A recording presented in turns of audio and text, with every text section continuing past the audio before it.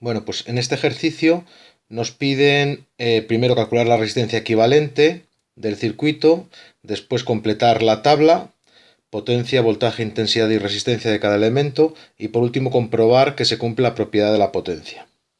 Pues vamos a empezar con el apartado A, calcular la resistencia equivalente. Vemos que el circuito tiene tres resistencias, A, B y C, y lo que nos tenemos que fijar es si están en serie, están en paralelo, cómo están.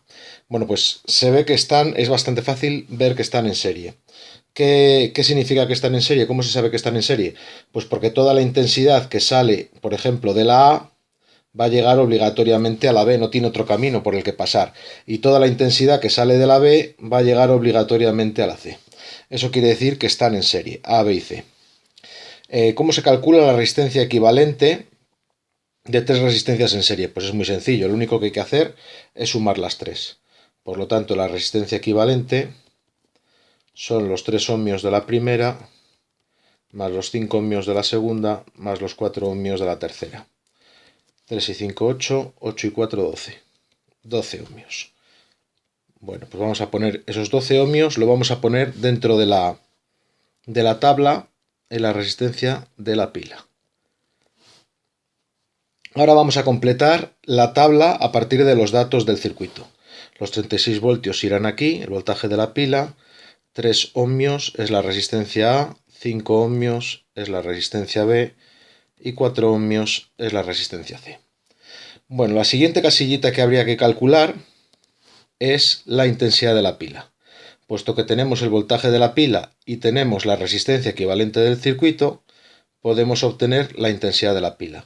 Sabemos que el voltaje es igual a la intensidad por la resistencia. Por lo tanto, estos 36 voltios tiene que ser igual a la casilla de la intensidad por los 12 ohmios de la resistencia. En definitiva, esta intensidad es 36 entre 12. Vale, pues 36 entre 12 son 3 amperios. Voy a dibujar en el circuito que de la pila salen 3 amperios. ¿Por dónde más circulan estos 3 amperios? Bueno, pues es sencillo. Estos 3 amperios van a llegar a la resistencia A, después van a llegar a la resistencia B y a la resistencia C y de nuevo regresarán a la pila. Por tanto, 3 amperios por la A, 3 amperios por la B, 3 amperios por la C. Puesto que las tres resistencias están en serie, por las tres circula la misma intensidad, ya lo sabemos. Cuando de una resistencia conocemos dos casillas, utilizamos la propiedad de la resistencia, también llamada ley de Ohm, para calcular las casillas que nos faltan. Bueno, pues yo sé que en una resistencia el voltaje, esta casilla, tiene que ser igual a 3 por 3, tiene que ser igual a la intensidad por la resistencia. Por tanto, esta casilla será 3 por 3, 9 voltios, el voltaje de la B será 3 por 5, 15 voltios, y el voltaje de la resistencia C será 3 por 4, 12 voltios. Ahora mismo lo único que nos falta es completar las casillas de la potencia. Bueno, la potencia de cualquier elemento es igual a su voltaje por su intensidad. Por lo tanto, esta casilla será igual al producto de esta casilla por esta casilla. ¿De acuerdo? Si multiplicamos 36 por 3, tenemos que son 108 vatios, que es en lo que se mide la potencia. La casilla, la potencia de la A será 9 voltios por 3 amperios, 27 vatios. La potencia de la B será 15 por 3, 45 vatios.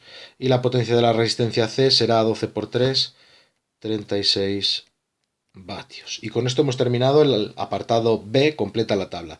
Y vamos por último al apartado C, que es comprueba que se cumple la propiedad de la potencia. Bueno, la propiedad de la potencia no es ni más ni menos que la conservación de la energía, el principio de conservación de la energía aplicado a la potencia.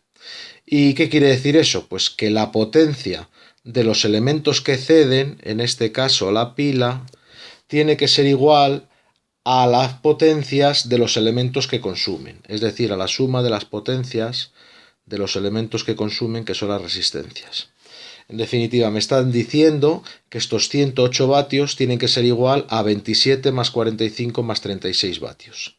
¿De acuerdo? Entonces lo único que tendríamos que hacer es 27 más 45 más 36, lo sumamos y efectivamente nos va a dar 108.